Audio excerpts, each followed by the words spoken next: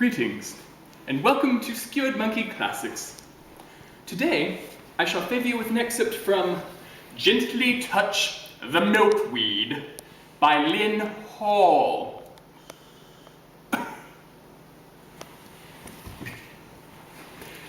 If I may, I believe I shall begin with a passage from the Dust Jacket.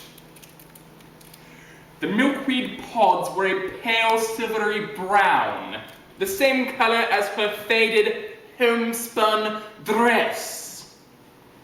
They were crudely shaped and covered with spines, and she couldn't help but see their likeness to herself, a big-boned, awkward girl, with tough calluses that covered more than her hands and bare feet.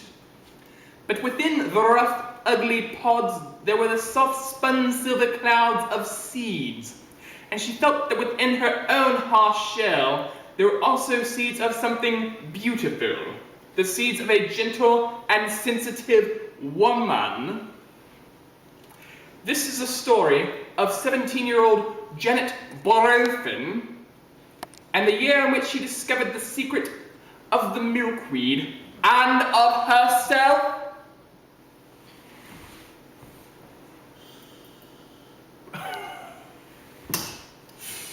Turning now to page 1 of Gently Touch the Milkweed. Chapter 1.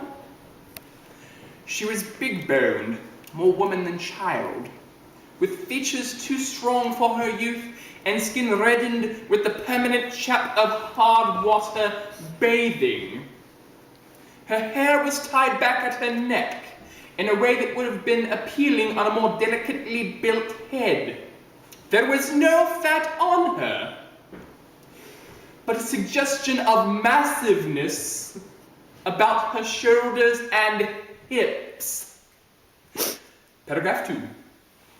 Her dress, originally walnut brown, had lost much of its stain in the wash kettle. Now it was more nearly silver grey, except where the wet grass had darkened the hem. Down each side seam ran a red gingham insert, added nearly a year ago to allow her to breathe and remain decent. She came slowly across the pasture, head down, eyes searching the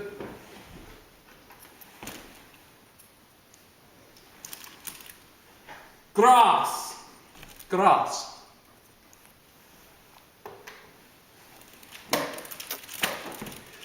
Every few steps she bent to pick up a cow chip, twig, or sunflower stalk, and dropped it into the white quilted sack that bumped across the hillocks in her wake. The sack had once been her petticoat. When she could no longer fasten it around her waist, it had been handed down to her older sister, Dell. Now, with its waist sewed shut, it made a serviceable kindling sack, although it was beginning to lose some of its quilting here and there. She whistled between her teeth as she walked. It was going to be a good day, she thought.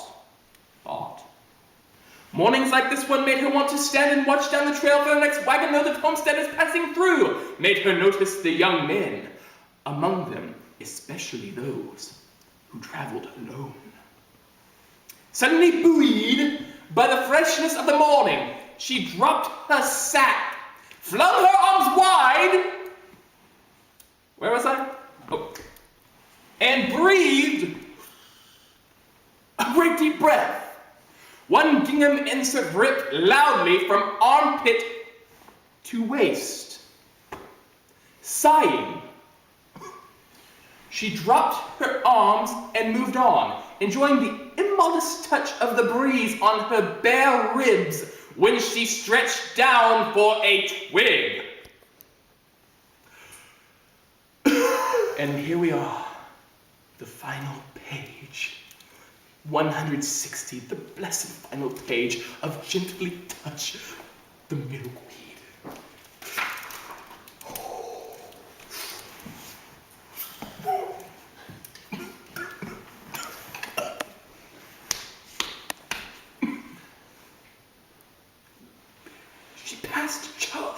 blacksmith shop. And paused to look up the road toward Mel's cabin. She bent over slightly as she walked and pulled up a milkweed stalk. "They are spreading," she mused, just like he said they would. "This time next year they'll be across the river."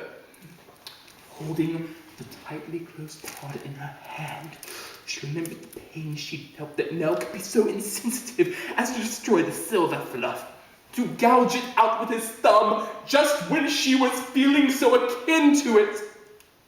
But did he really do any damage, she wondered now? Wasn't he just helping to scatter the seeds, as nature intended them to be scattered so the plants could survive? The pod in her hand lay unopened, showing the world only its ugly outside and keeping the soft beauty within a secret. "You better open up and let it out," she said aloud. "It might hurt a little, but that's what you've got to do. Am I going crazy, talking to weeds?"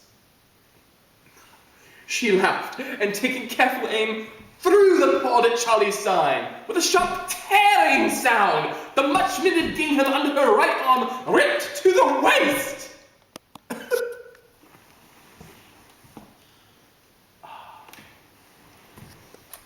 There. She started for the house at a low lope. "If my dream man is coming," she thought with sudden gaiety, "I hope he holds off getting here till I get myself sewed up. Thank you. Oh. Join us next week for another edition of Skewered Monkey Classics. Awaiting us next time shall be excerpts from Patrick F. McManus's brilliant novel, The Good Samaritan Strikes Again.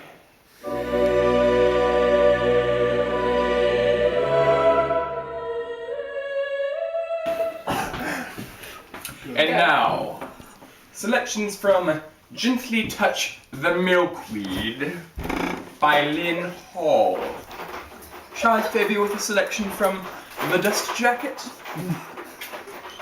The milkweed pods were a pale silvery brown, the same color as her faded homespun dress.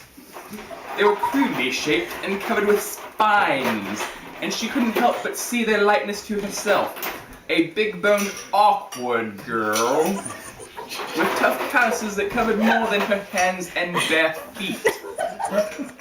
But within the rough, ugly pods, there were the soft-spun silver clouds of seeds, and she felt that within her own harsh shell, there were also seeds of something beautiful, the seeds of a gentle and sensitive woman.